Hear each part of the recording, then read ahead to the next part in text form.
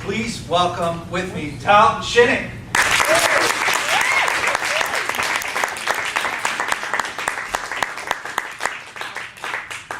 Well, I won't be explaining my career goals, but why I'm in between careers. There's a saying in Hebrew that goes, "Mishanim makom, mishanim azan."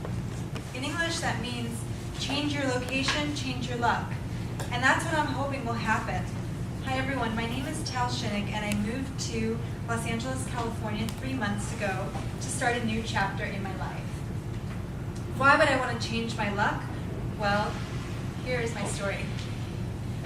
Up until I was 33 years old, I led a relatively smooth and predictable life in Queens, New York.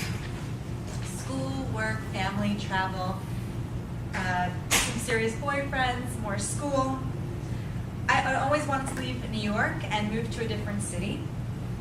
So when I completed my master's degree in social work, I planned to move somewhere new, start my career, get a dog, maybe settle down, have kids, get married, have kids.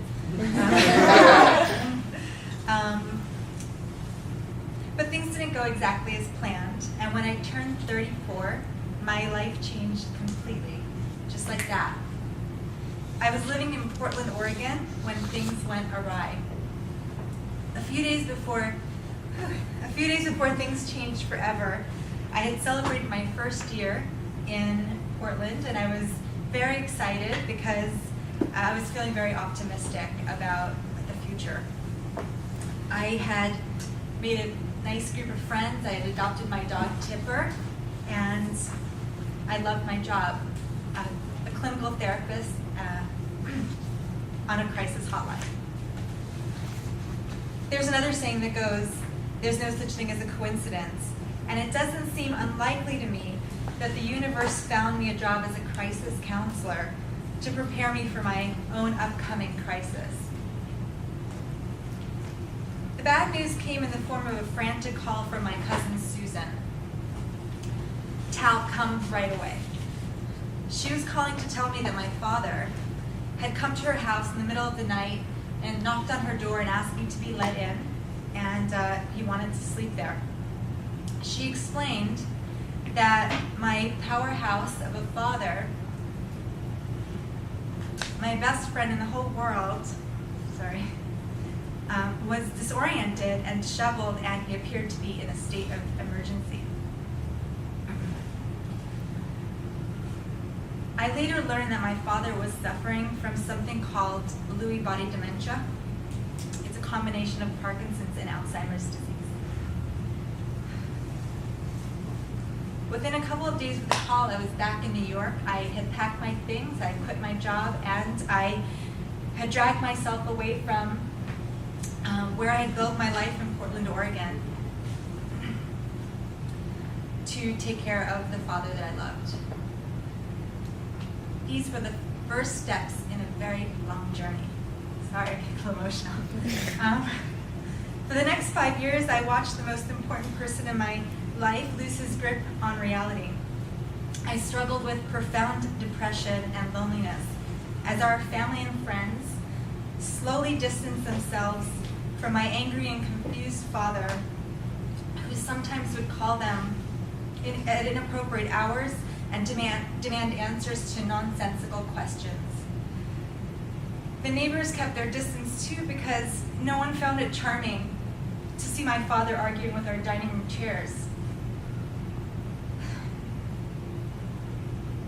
As my father's illness progressed, so did my ongoing battle with depression. I missed my sweet and funny, independent father who I used to joke around and chat with every day. And even though my father was still alive, I mourned the father I used to know, not death. After a couple of years of living in New York, my father and I and Tipper moved back to Portland. I hoped to be able to piece my life. Even worse, I found that I was too sad to return to my job and try and help people through their crises.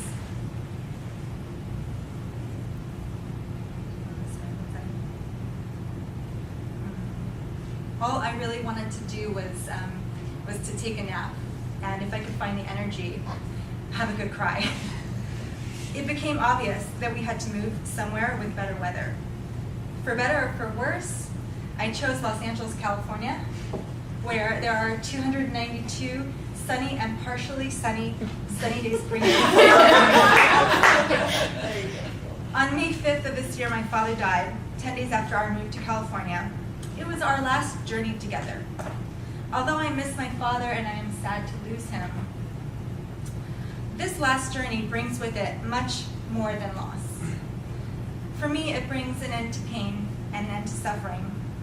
It brings with it hope for the future. It brings the start of a new journey for both of us.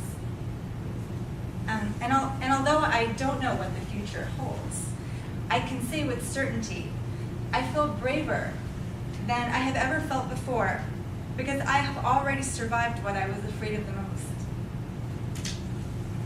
I have missed my way, but a little luck for a brighter future wouldn't hurt one bit. Thank you.